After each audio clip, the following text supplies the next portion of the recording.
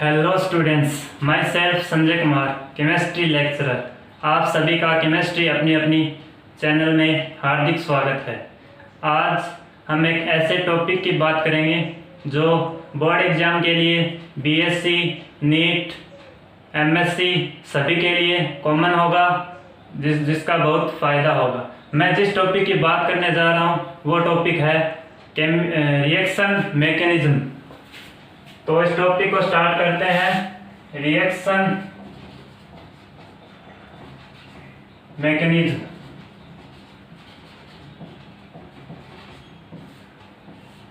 Reaction mechanism इस topic को start करने से पहले मैं कुछ बेसिक फंडामेंटल यूनिट्स की बात करूंगा, कुछ ऐसी स्पीशीज की बात करूंगा जिसके बिना ये टॉपिक आपको समझ में नहीं आएगा। तो मैं इस टॉपिक को स्टार्ट करने से पहले जनरल एक रिएक्शन लेता हूं जिससे आपको ये इजीली समझ में आएगा। तो मैं एक रिएक्शन लिखता हूं, XY + Z convert into XZ + Y। ये मैंने एक रिएक्शन लिखी, XY + Z convert into XZ + Y। तो इसमें जो XY और Z है ये जो रिएक्शन में एज ए रिएक्टेंट काम करेंगे। रिएक्टेंट का जिसमें जो बनता है वो क्या कहलाता है? प्रोडक्ट। रिएक्टेंट का प्रोडक्ट में बदलना, इसमें कुछ बॉन्ड ब्रेक होंगे, कुछ बनेंगे। तो बॉन्ड ब्रेकिंग और बॉन्ड फॉर्मेशन के बाद जो चीज बनेगी वो क्या होंगे? प्रोडक्ट। प्रोडक्ट का मतलब उत्पाद। रिएक्टेंट्स मतलब जो प्रोडक्ट को एज ए स्टार्टिंग मटेरियल काम लेते हैं। तो ये जो रिएक्टेंट का प्रोडक्ट में बदलना है ये एक इंटरमीडिएट स्टेट से गुजरता है जिसको अपन ट्रांजिशन स्टेट बोलते हैं, या इसको इंटरमीडिएट स्टेट भी बोल देते हैं। ये रिएक्शन पर डिपेंड करेगा। तो इसकी अपन बात नहीं करना चाहते, ये केमिकल काइनेटिक्स में आ जाएगा, वहीं पढ़ लेंगे। तो मैं अपने जनरल रिएक्शन मैकेनिज्म के बारे में बात कर रहा था। इसके लिए अपने को रिएक्टेंट की रिक्वायरमेंट होगी।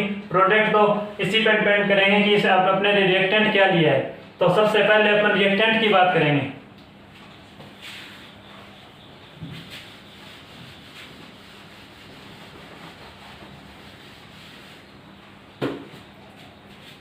तो सबसे पहले बात करते हैं रिएक्टेंट। रिएक्टेंट दो वर्ड से मिलकर बना होता है, या मैं बात कहूं इन दो स्पीशीज से रिएक्टेंट अपन डिफाइन कर सकते हैं जी। तो रिएक्टेंट की सबसे पहले एक तो इसमें सबस्ट्रेट होता है और एक होता है इसमें रिएजेंट। सबस्ट्रेट और रिएजेंट इन दोनों का कॉम्बिनेशन ही रिएक्टेंट कहलाता है। तो इसमें सबस्ट्रेट, अब बात आती है सबस्ट्रेट क्या होता है। तो सबस्ट्रेट होता है जिसमें एक ऐसी स्पीसी जिस पर रिएजेंट का अटैक हो, स्पीसीज जिस पर रिएजेंट का अटैक हो। रिएजेंट क्या होता है? ये एक अटैकिंग स्पीसी होती है, अटैकिंग स्पीसी। ये रिएजेंट इस सबस्ट्रेट पे अटैक करेगा। तो इजीली अपन समझ सकते हैं रिएक्टेंट सबस्ट्रेट और रिएजेंट से बना होता है। सबस्ट्रेट क्या होता है? स्पीसीज जिस पर रिएजेंट का अटैक हो, और रिएजेंट क्या होता है? अटैकिंग स्पीसी, एक ऐसी स्पीसी जो सबस्ट्रेट पे अटैक करती है। तो अब अपन बात करते हैं ये रिएजेंट क्या होता है। ऐसे कौन से फैक्टर हैं जो इजीली सबस्ट्रेट पे अटैक कर रहे हैं। तो अपन सबसे पहले बात करते हैं रिएजेंट की। ये रिएजेंट क्या होता है? नॉर्मल डेफिनेशन तो आपने बता दी कि अटैकिंग स्पीसी है जो सबस्ट्रेट पे अटैक करेगी। इसके टाइप देखते हैं।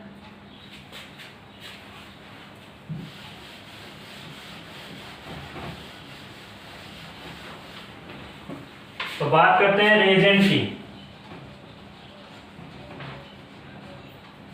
रिएजेंट को स्टार्ट करने से पहले मैं कुछ बताना चाहूंगा आपको कि एक तो सबस्ट्रेट होता है और एक होता है रिएजेंट। ये दोनों मिलके बनाते हैं रिएक्टेंट्स। तो रिएक्टेंट, जो रिएक्टेंट की नेचर है वो रिएजेंट और सबस्ट्रेट की नेचर पे डिपेंड करता है। मतलब ये ऑर्गेनिक भी हो सकती है, इनऑर्गेनिक भी हो सकती है। ये ऑर्गेनिक भी हो सकती है और ये भी ऑर्गेनिक हो सकती है।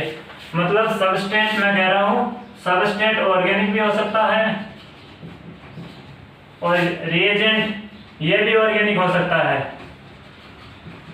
Organic plus organic species reactant बना सकती। अगर सबस्ट्रेट को मैं ऑर्गेनिक कहूं, रिएक्टेंट को मैं इनऑर्गेनिक कहूं, तो भी ये सही होगा, तभी भी रिएक्टेंट कहलाएगा। तो अब अपन बात करते हैं रिएजेंट की।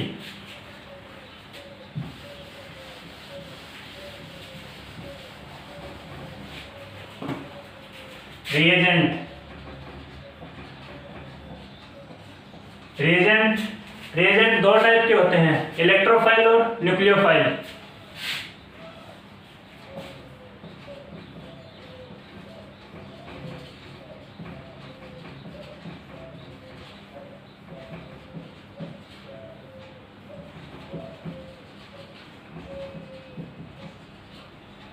अपन इसमें बेसिक डिफरेंस चेक कर लेते हैं। इलेक्ट्रोफाइल किसको बोलते हैं, न्यूक्लियोफाइल किसको बोलते हैं? इलेक्ट्रॉन्स नहीं, नाभिक्स नहीं। तो अब अपन बात करते हैं सबसे पहले इलेक्ट्रोफाइल की। इलेक्ट्रोफाइल पॉजिटिवली चार्ज स्पीशीज होती है, पॉजिटिव चार्ज स्पीशीज, और न्यूक्लियोफाइल होती है negatively charge species.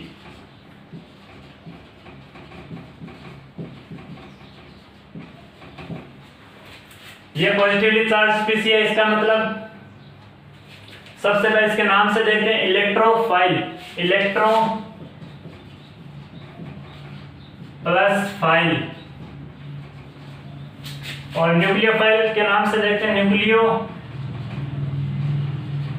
Plus file. Electro का मतलब हो गया इलेक्ट्रॉन, फाइल का मतलब हो गया, ये शब्द फिलस से लिया गया है, फिलस। न्यूक्लियो का मतलब है न्यूक्लियस, और ये फाइल भी फिलस से लिया गया है। इलेक्ट्रॉन का मतलब इलेक्ट्रॉन, फिलस का मतलब लविंग स्पीशीज।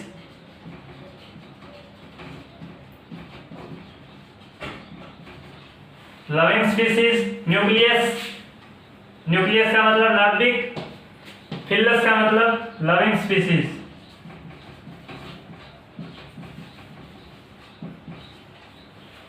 तो electron loving species means electrophile, nucleus loving species means nucleophile.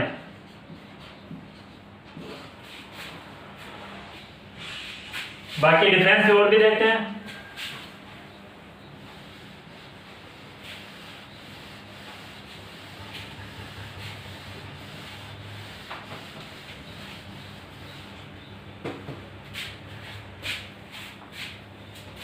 Because ये क्या है, electron loving species means it is electron deficient species.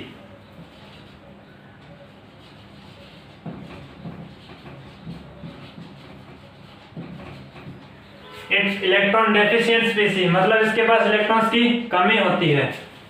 और ये क्या हो जाएगा, न्यूक्लियोफाइल, जिसके पास ये न्यूक्लियस लविंग स्पीशीज है तो इसके पास इलेक्ट्रॉन की अधिकता होगी। मतलब ये हो गया, it is electron rich species.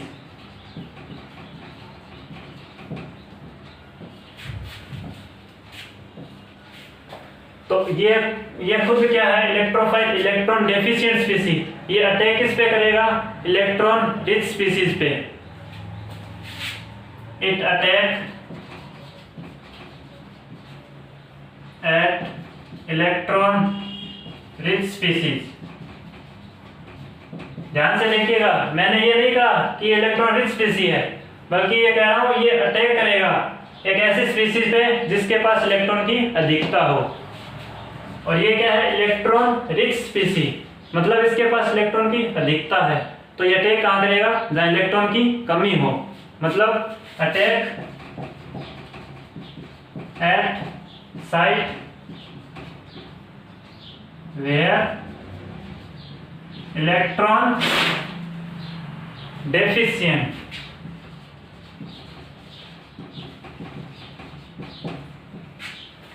अब इसी के बेसिस पे, इन दोनों के बेसिस पे मैं ये कह सकता हूं इसके पास इलेक्ट्रॉन्स की कमी है, ये इलेक्ट्रॉन्स बाहर से लेगा, तो इसको क्या बोल सकते हैं, और लेविस एसिड, लुईस अम्ल। और इसको क्या बोल सकते हैं, ये इलेक्ट्रॉन डोनर है, इलेक्ट्रॉन देगा किसी स्पीसी को, तो इसको क्या बोलते हैं, लेविस बेस। और ये बेसिक डिफरेंस हो गया इलेक्ट्रोफाइल और न्यूक्लियोफाइल, इसको जानना अपने के लिए बहुत जरूरी था। अब अपन बात करते हैं सबसे पहले क्लासिफिकेशन ऑफ इलेक्ट्रोफाइल्स, वो कौन कौन सी स्पीसी हैं जो एज इलेक्ट्रोफाइल बिहेव करती हैं।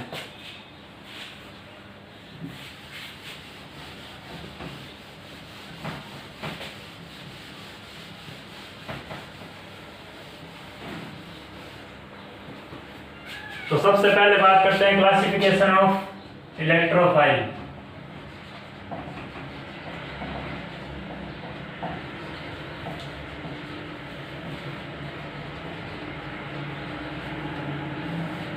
क्लासिफिकेशन ऑफ इलेक्ट्रोफाइल, इलेक्ट्रोफाइल्स का वर्गीकरण, इसको मैं दो भागों में बांटना चाहूंगा।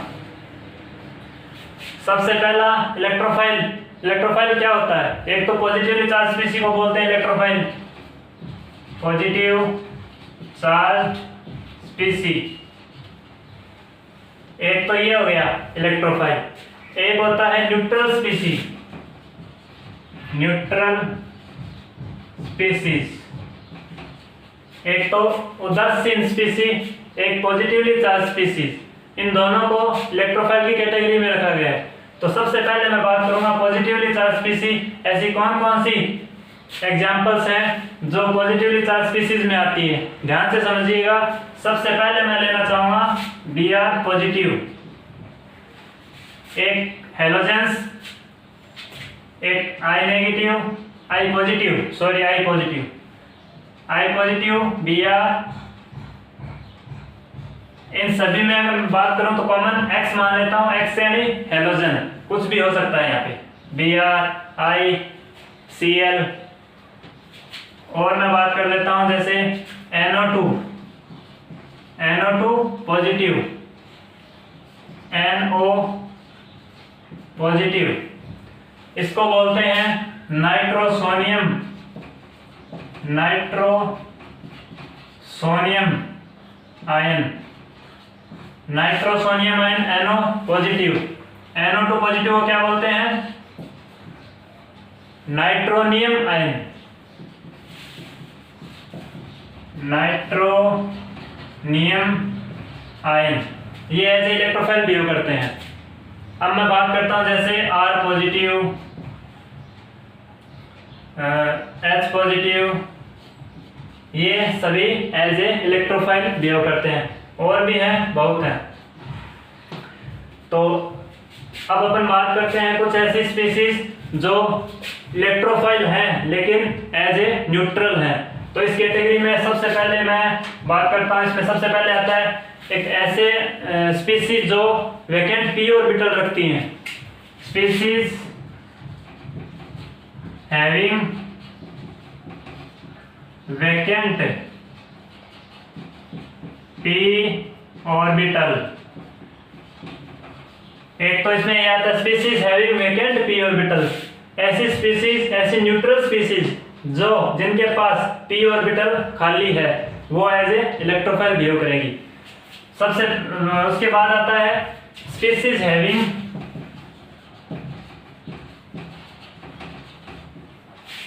वैकेंट d ऑर्बिटल,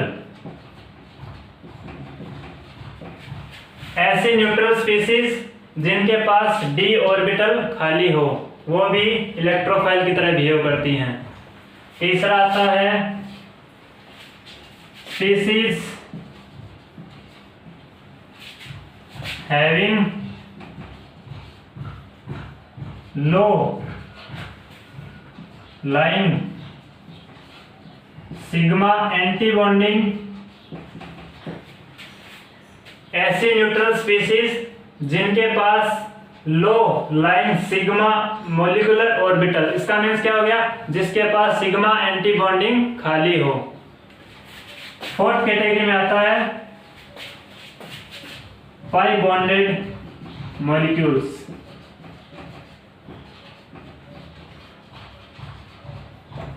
पाई बॉन्डेड मॉलिक्यूल्स, ऐसे कुछ पाई बॉन्डेड मॉलिक्यूल्स हैं जो एज ए इलेक्ट्रोफाइल बिहेव करेंगे। अब इन सभी को आप इजीली समझ सकते हैं। मैं सबसे पहले इस न्यूट्रल स्पीसीज के बारे में, इसके एग्जांपल के बारे में बात करूंगा। सबसे पहले तो मैं स्पीसीज जिसमें p ऑर्बिटल खाली है, स्पीसीज जिसमें d ऑर्बिटल खाली होगा, स्पीसीज जिसमें low lying sigma anti bonding molecular orbital खाली होगा, और ऐसे मॉलिक्यूल्स जो पाई बॉन्डेड मॉलिक्यूल्स हैं। तो अपने बात करते हैं।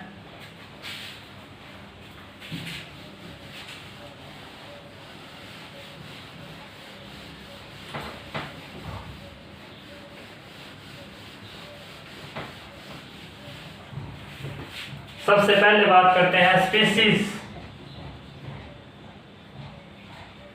हैविंग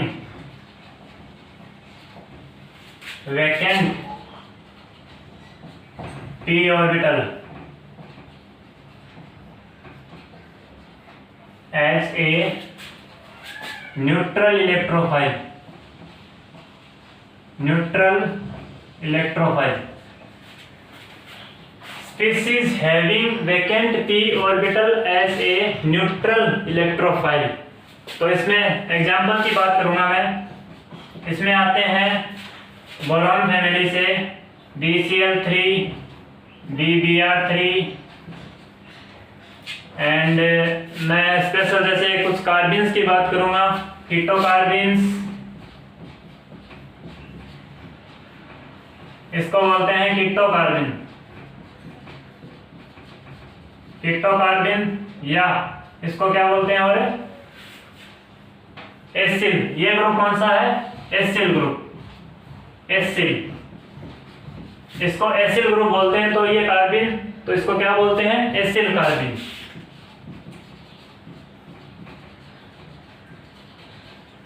एसिल कार्बिन हो गई। और मैं बात करता हूं dichlorocarbene.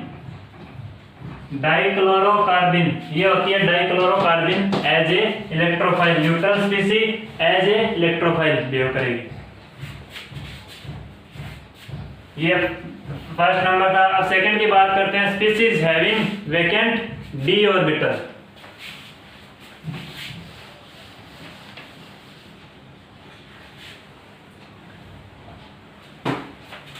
Number 2, species having vacant d orbital, vacant d orbital as a neutral electrophile.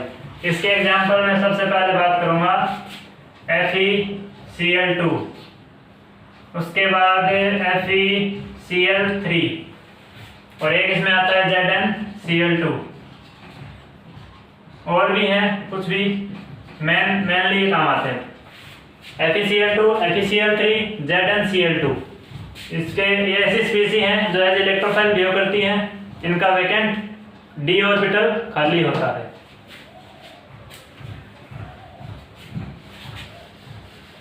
अब थर्ड बात करते हैं, species having, third species having low lying sigma anti bonding molecular orbital. Low lying sigma anti bonding molecular orbital. कुछ ऐसे examples जिनके sigma anti bonding molecular orbital खाली होते हैं, वो भी एज ए न्यूट्रल इलेक्ट्रोफाइल की तरह बिहेव करते हैं। देखिएगा, ध्यान से समझिएगा इसको। इसमें आते हैं एग्जांपल, ध्यान से देखिएगा। सबसे पहले इसमें आते हैं हेलोजेंस। हेलोजेंस और भी है इसमें, जैसे इंटरहेलोजेंस,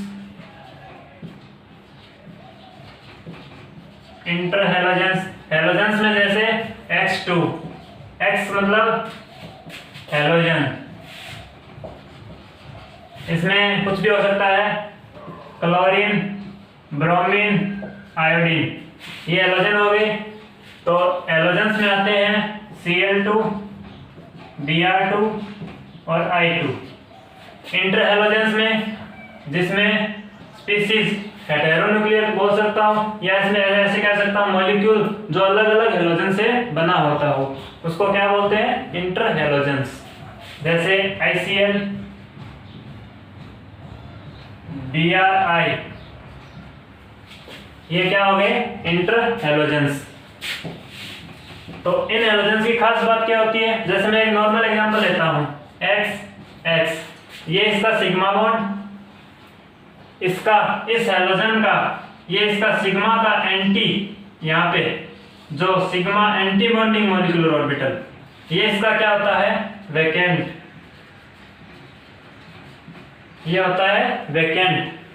तो सिग्मा का एंटी, ये जो मॉलिक्यूलर ऑर्बिटल है वो खाली है, इसलिए इसको क्या बोलते हैं, low lying sigma anti bonding molecular orbital examples. तो अब जो भी न्यूक्लियोफाइल आएगा, जो बाहर से जो भी न्यूक्लियोफाइल आएगा जिस पे नेगेटिव चार्ज है, इलेक्ट्रॉनिकली क्या है, रिच स्पीसी है, वो अगर अटैक करेगी तो इस ऐसी स्पीसी पे अटैक करेगी जहाँ पे इलेक्ट्रॉन्स की कमी है या जिसका ऑर्बिटल खाली हो, तो आने वाला न्यूक्लियोफाइल यहाँ पे अटैक करेगा, इस मॉलिक्यूलर ऑर्बिटल जो खाली है उस पे अटैक करेगा।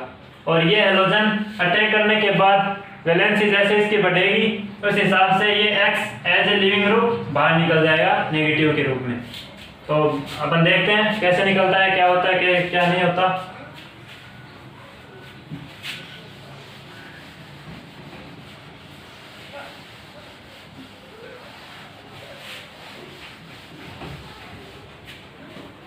तो मैं बात कर रहा था एंटी बॉन्डिंग ऑर्बिटल्स जिसका low lying sigma anti bonding molecular orbital खाली हो।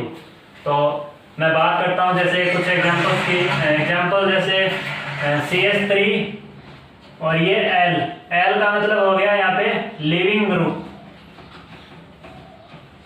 Leaving group. जैसे मैं लिविंग ग्रुप है, यहाँ पे कुछ भी हो सकता है, जैसे मैं बात करता हूँ यहाँ पे CH3 and triple bond and positive, एक ये हो गया। ऐसे नॉर्मल एग्जांपल लिया है एज ए लिविंग ग्रुप, तो ये क्या है, लिविंग ग्रुप L। मैं और भी एग्जांपल ले सकता हूँ यहाँ पे CH3OH2 पॉजिटिव या CH3OR2 पॉजिटिव, या कुछ भी हो सकता है। जैसे L की जगह मैं बताऊं, जैसे OTS टुसिलेट, OBU ब्रुसिलेट, और ऐसे बहुत हैं, ऐसे लिविंग ग्रुप बहुत हैं जो इसके साथ इजीली यहाँ से नेगेटिव के रूप में बाहर निकल जाएंगे। तो अब अपन जैसे नॉर्मल एग्जांपल समझते हैं किस तरीके से न्यूक्लियोफाइल का अटैक होता है, इस लिविंग ग्रुप को बाहर निकालता है, इसके sigma anti bonding molecular orbitals जो है, ये भी एक तरीके का low lying sigma anti bonding molecular orbital का एग्जांपल है। तो इसको मैं थोड़ा 3D में दिखाना चाहूंगा जिससे आपको थोड़ा इजीली समझ में आ जाए। तो अपना नॉर्मल एक एग्जांपल ले लेता हूं मैं, CH3L, ये अपना एग्जांपल है low lying sigma anti bonding molecular orbital का। तो CH3L में स्ट्रक्चर कैसे होगी इसकी, H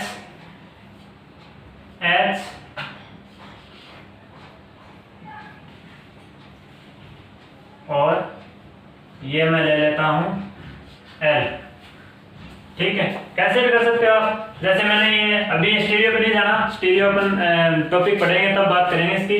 तो ये वेज डैश इसमें मत उलझना, ये जो दो बॉन्ड है ये प्लेन में ही होते हैं, जिस तरीके से बोर्ड में है दो प्लेन में, ये वेज ये डैश। तो स्टीरियो पे भी नहीं जाना मैं, मेरा मेन मकसद है sigma anti bonding molecular orbitals low lying species को समझाना। तो इसको मैंने एग्जांपल लिया है। तो जब न्यूक्लियोफाइल अटैक करेगा इस लिविंग ग्रुप के, ये जो सिग्मा बॉन्ड है इस सिग्मा बॉन्ड का, अगर मैं इसको अभी तो इसको इसके एंटी, ये जो इसका एंटी है, इस सिग्मा बॉन्ड का anti, sigma anti bonding molecular orbital, जो अभी क्या है, वेकेंट, खाली है, अभी खाली है, मतलब यहाँ पे इलेक्ट्रॉन्स की क्या है, कमी। और न्यूक्लियोफाइल के पास क्या होता है, इलेक्ट्रॉन की अधिकता। ये न्यूक्लियोफाइल इस sigma anti bonding molecular orbital पे अटैक करेगा, तो ये एक ऐसी ट्रांजिशन स्टेट बनती है यहाँ पे, वो देखिएगा। जैसे न्यूक्लियोफाइल ने अटैक किया, ये बॉन्ड बन रहा है, कार्बन, यहाँ पे हाइड्रोजन, ये लिविंग ग्रुप, ये बॉन्ड क्या हो रहा है, ब्रेक हो रहा है, ये इसका फॉर्मेशन हो रहा है, क्योंकि अटैक किसने किया है, न्यूक्लियोफाइल ने। न्यूक्लियोफाइल जुड़ रहा है, लिविंग ग्रुप जाने की कोशिश कर रहा है, तो न्यूक्लियोफाइल के आने से कार्बन की वैलेंसी 5 होने लगती है, इसलिए लिविंग ग्रुप को यहां से जाना पड़ता है। उसके बाद H, और ये यहाँ पे भी H, तो इस तरीके से यहाँ पे एक ट्रांजिशन स्टेट बनती है, जिसको इजीली समझा रहा हूं। अब क्या करता है, ये लिविंग ग्रुप यहां से निकल जाएगा, लिविंग ग्रुप यहां से निकल जाएगा, क्योंकि ये स्ट्रक्चर क्या है, अनस्टेबल है। ट्रांजिशन स्टेट हमेशा ही क्या होती है, अनस्टेबल। अनस्टेबल होने से यहाँ से लिविंग ग्रुप, क्योंकि इस कार्बन की वैलेंसी 5 दिख रही है अभी, तो कार्बन की वैलेंसी वैसे 4 होती है, तो लिविंग ग्रुप इजीली यहाँ से निकल जाएगा। तो कार्बन, हाइड्रोजन, ये हाइड्रोजन, देन ये न्यूक्लियोफाइल एंड ये हाइड्रोजन। इस तरीके से मैं बात कर रहा था कि इस लिविंग ग्रुप सिग्मा बॉन्ड का एंटी जो है, sigma anti bonding molecular orbital, जिस पर न्यूक्लियोफाइल ने अटैक किया, वो एज ए इलेक्ट्रोफाइल बिहेव कर रहा है। तो ये स्पीशीज क्या हो गई, एज ए इलेक्ट्रोफाइल,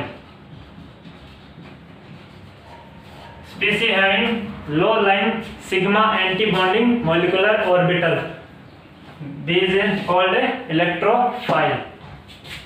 अब अपन बात करते हैं, एक एग्जांपल और ले लेते हैं, इजीली वो समझ में आ जाएगा।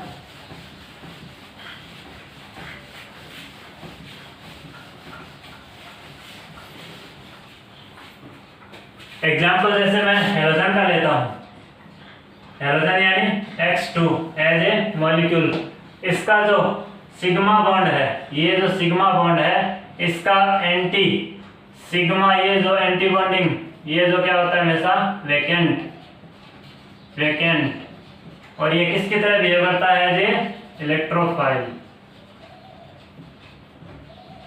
As a electrophile.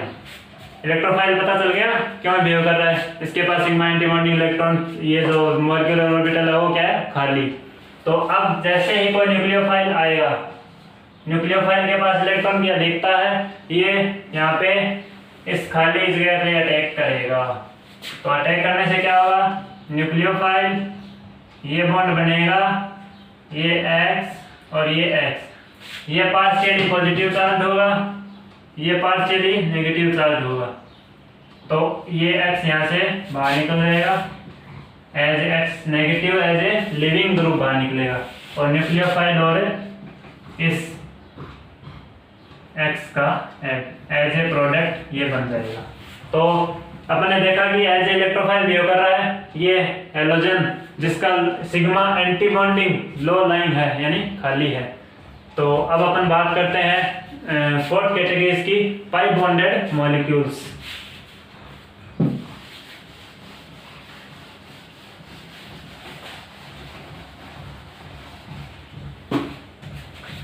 Pi bonded molecules,